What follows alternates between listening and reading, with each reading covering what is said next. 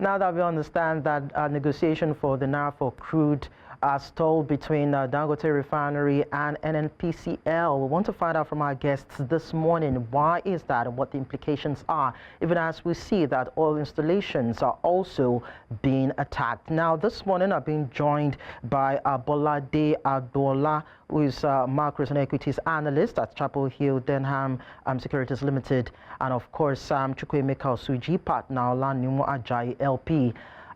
Lady and gentlemen, it's nice to have you around on the show. Thank you for having me. Thank you very much. All right, you're welcome.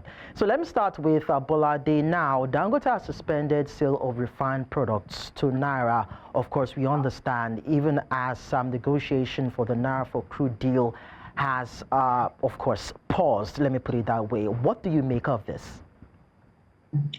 It is not so surprising because, you know, Dangote is a businessman, and a businessman will always put his profit above any other thing else.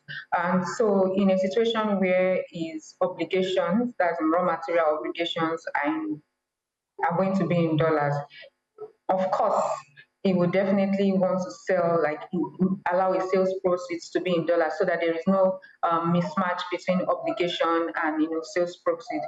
So it's not a surprising thing, but since that this transaction is supposed to end March 31st, and what is currently going on in negotiations on how the deal will go going forward after the expiration, would expect that, you know, the government would be considerate about a lot of things, especially Nigerians, in making a conclusion.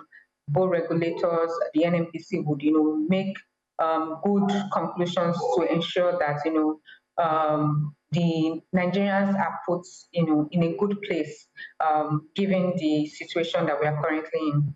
All right, Chukwumemeka, I mean, we hear that the renegotiation of the Naira-for-Crude deal is not recording significant progress, but then wasn't this deal meant to be a win-win situation for all parties involved? Thank you very much. Well, certainly, yes, it was meant to be a win-win situation for all. But fundamentally, it's still a contractual arrangement.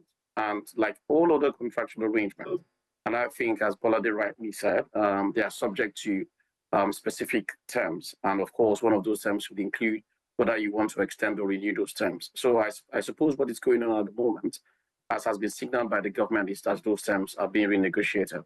What perhaps the question should have been was perhaps those renegotiations should have started a whole lot earlier, such that there will be a bit of finality in terms of the outcome prior to the expiration by 31st March.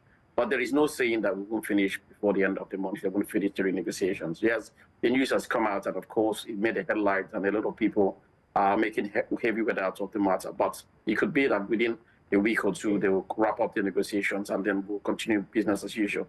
So I'm not unduly worried because I think this is something that the government will or should prioritize. So I think we should be able to get a bit of update towards the end of the month.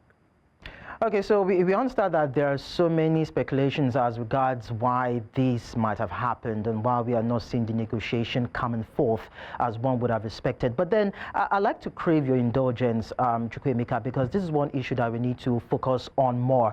And Bolade, both of you, I'd like to ask if we can continue with this conversation tomorrow so that we can look at all the intricacies and all the issues surrounding it. Can we do that tomorrow by 11? Well, that should be all right, but okay. I'll check and I confirm in terms of my timing. Thank you very much.